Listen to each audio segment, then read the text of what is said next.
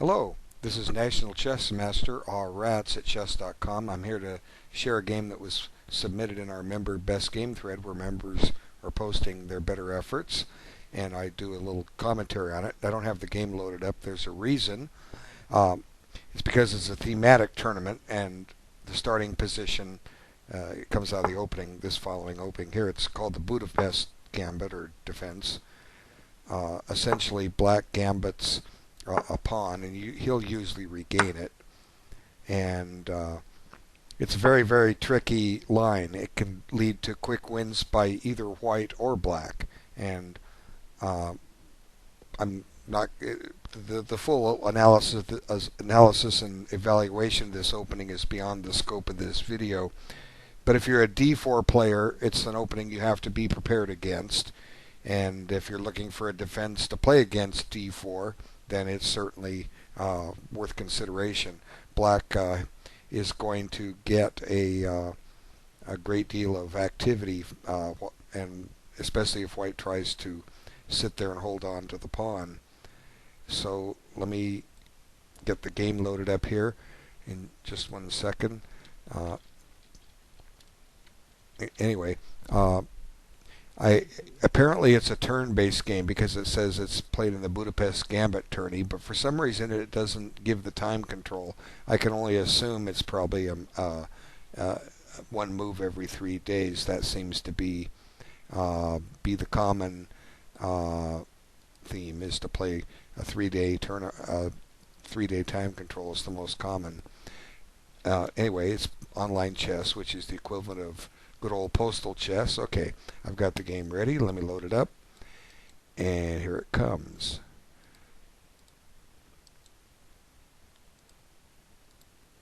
Okay, so there's the starting position.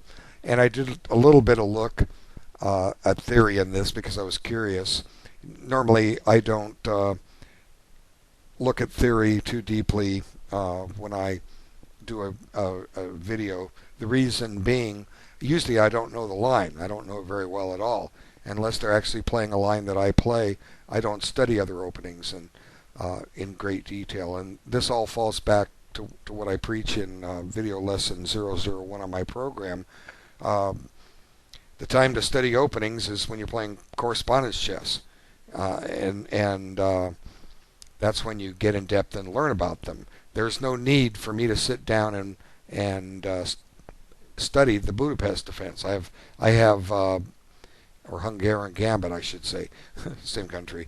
I have no reason to study it. I don't play 1d4 as white, and I don't play this Hungarian or Budapest defense as or Gambit as black. So why should I spend my time studying an opening I'm never going to use? Okay, I did use it once years ago and had a disaster, but I was rated about 1700 at the time. So there's no point in spending time in your valuable time in chess looking at stuff that you're not going to play. But if you want to learn this opening, what better way to learn it than to play correspondence chess? And here's a thematic tournament. I know there are thematics events offered at chess.com. I don't play them. Let me rephrase that. I don't have them for our group at chess.com, and the reason is I want you guys and gals playing your openings. I don't want you having to pick something at random, play something that was just picked at random. Okay, the whole purpose of my program is for you to develop the openings you play. What are you going to play as white? I gave some recommendations in video lesson 5. You don't have to follow those. In correspondence play, you can stop and play any opening and learn about it. I suggested all those things in lesson 5 just simply to cut your study time down.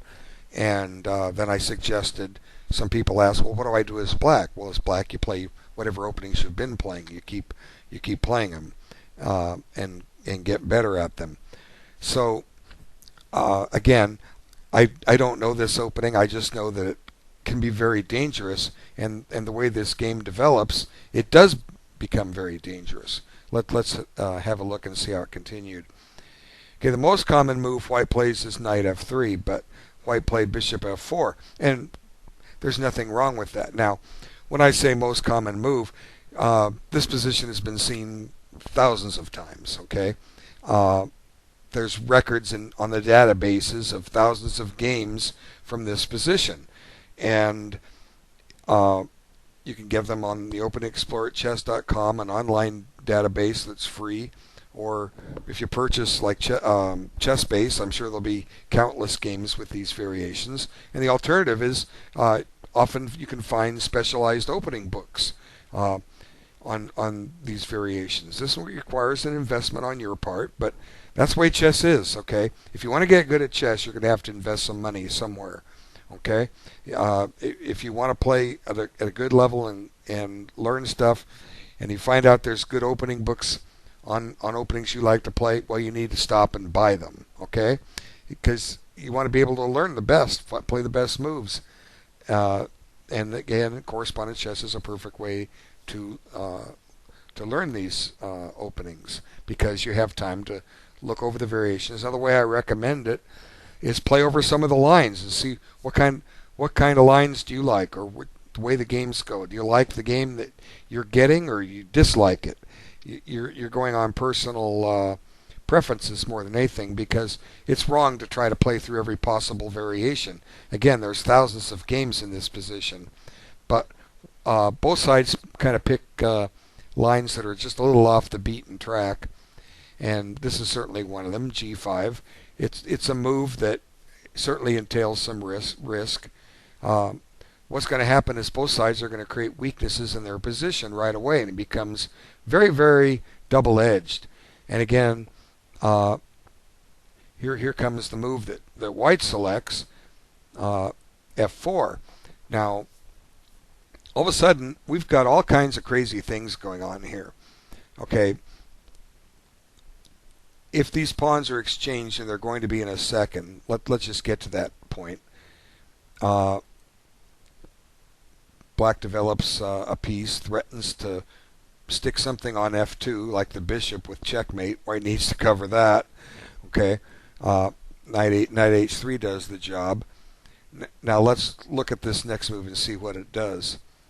Okay, there was an exchange. Now, both sides have some weaknesses here. White has a weak pawns on the e-file, and black has weak kingside pawns overall. White has a pawn ahead at the moment, but he probably can't keep it. As a matter of fact, he can't keep it.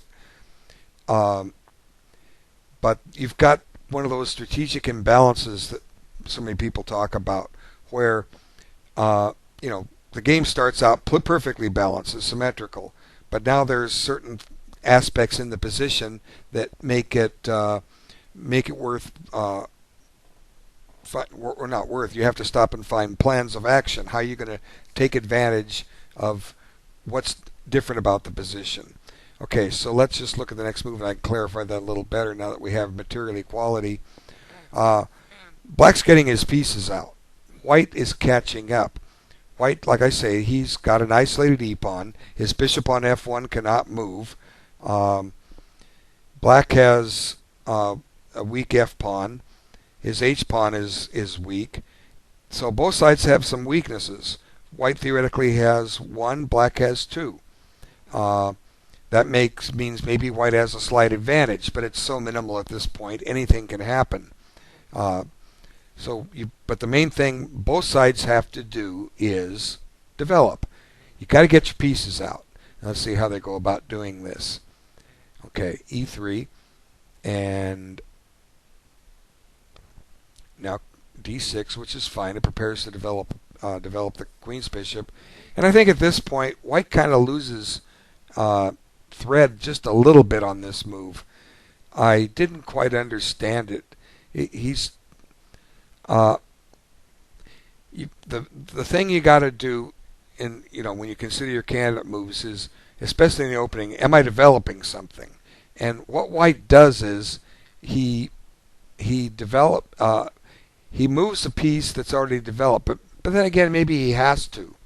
Okay, so like I said, my first impression of this move is, what are you doing?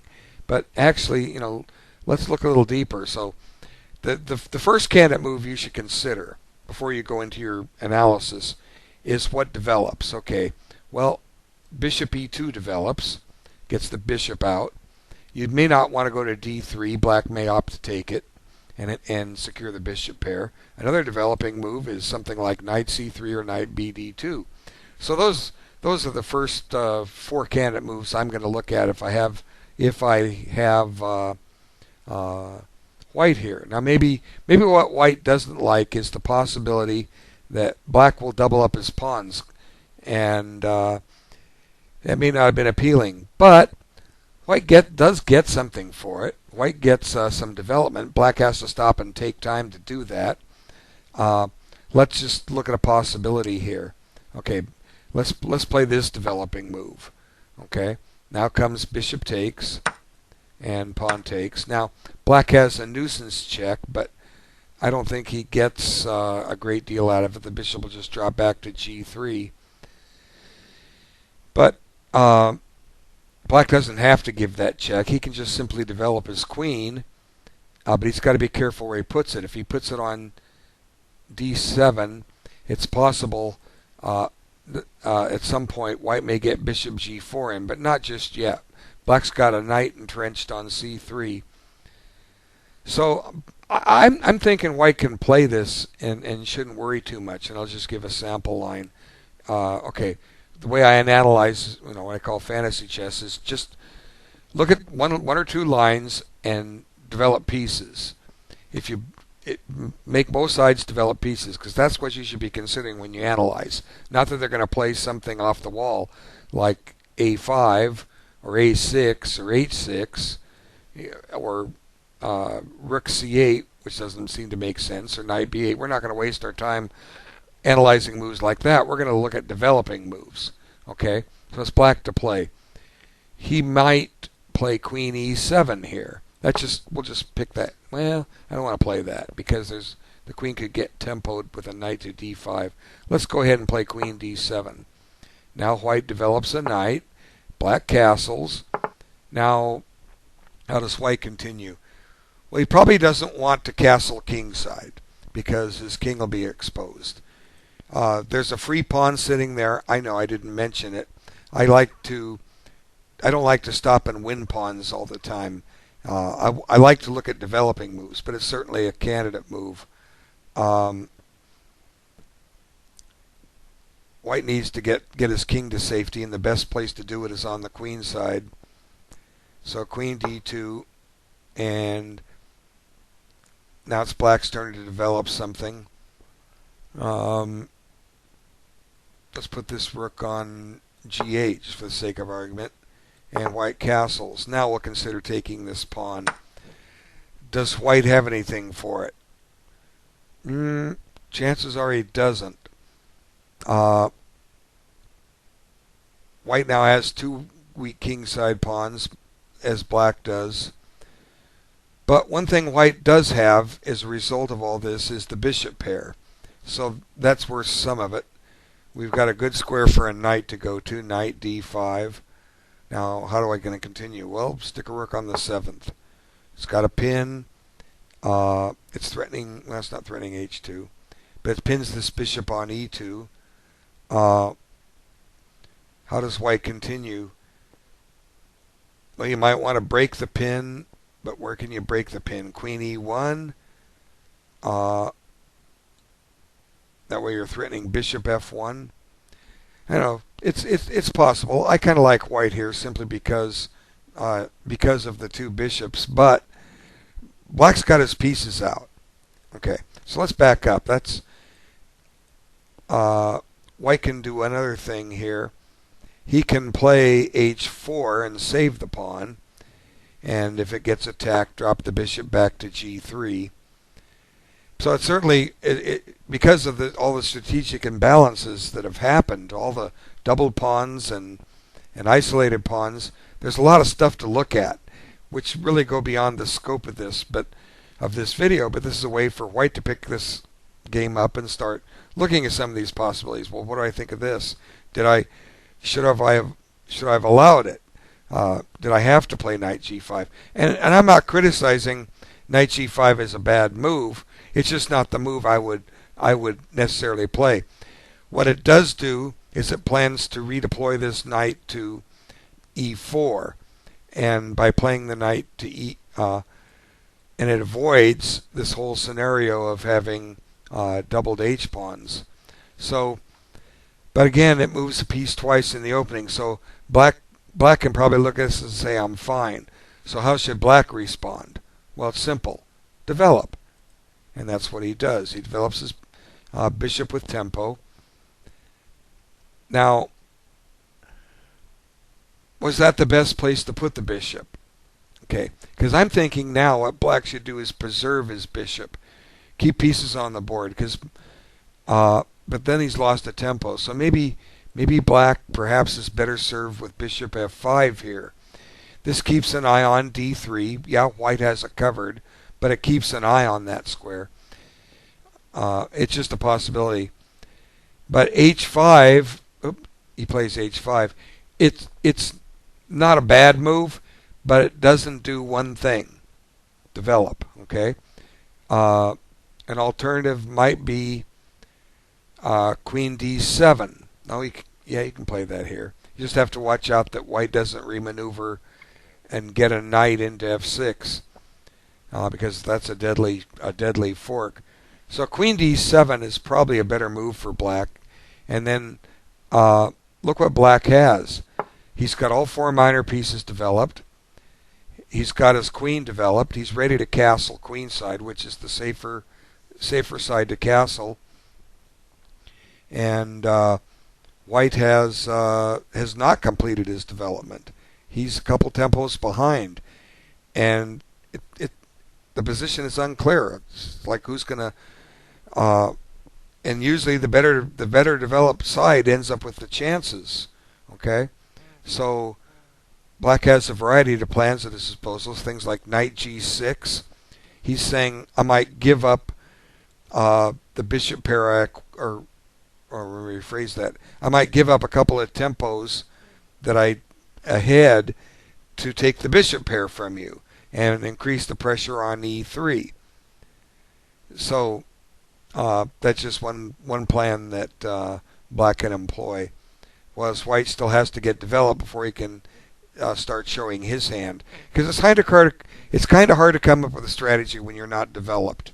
Okay, white's got certainly some potential for some long-term strategy. You got a couple weak pawns here. There's your targets, but you're not going to get at them unless you develop. Oops. So h5, not a bad move, probably not the best move. Developing would have been better. And here's what white does. He develops. And again, I think black needs to play queen d7 here and get castled. His next move, white chased the knight. He was going to go to e4. You're just saying, go there now. Okay? Now black, the pawn is weaker on f6 than it was on f7. So black has helped white out a little bit here. And let me just back up and I'll show you why. Because black, well, not yet. Black backs his bishop up. Well, he could have given it up.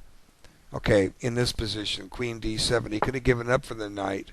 If white goes here anyway, just give it up. Let him take it.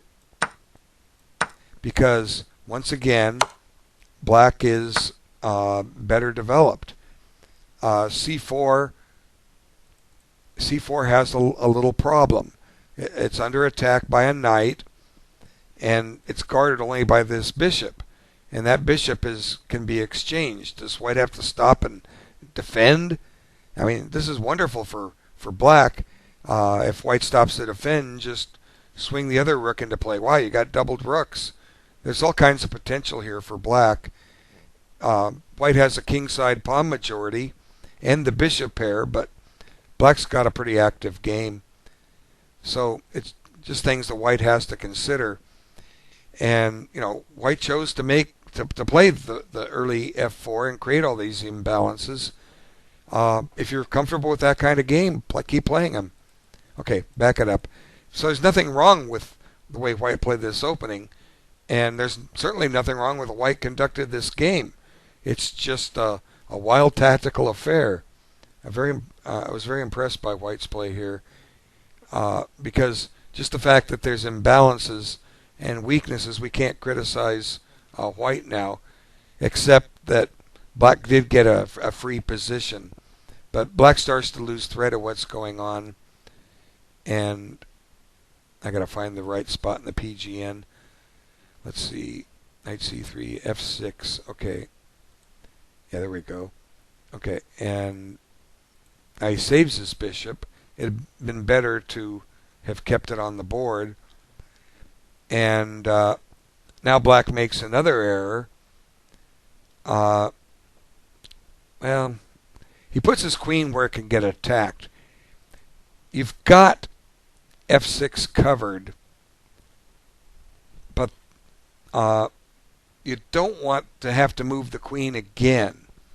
So if you want to defend this pawn, you're going to have to use like a rook to do it, rook to f8.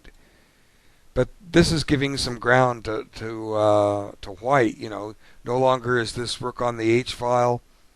You still don't have your queen up. Notice that black can't play queen d7. f6 falls with check, and the queen goes. So the pawn was better off on f6, and black lost the tempo that he, as I showed, he could have castled. So white's starting to get the better of it now because black has misplayed this. So this allows white to get a knight into play, and now the black game just falls apart. Now there goes the pawn with check. Now black can no longer castle, and I'm pretty convinced that from this point black is lost, and white can probably pick a number of ways to win it. Let's just look at how he did win it. You know, look at that. The king's a target. He's just walking around.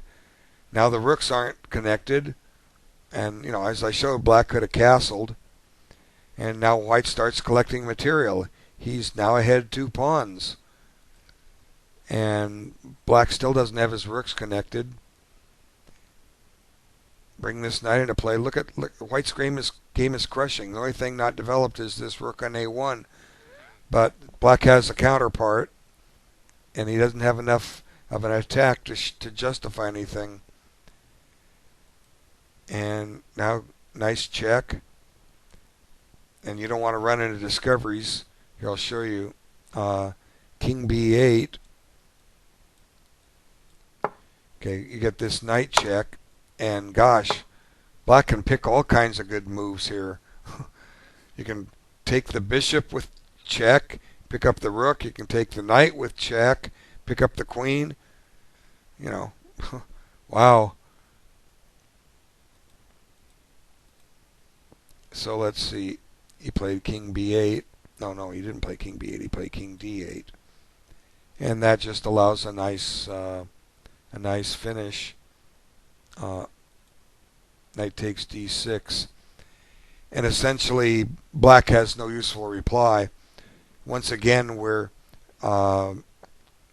looking at setting up discoveries, and notice the black king can't move. He's stalemated.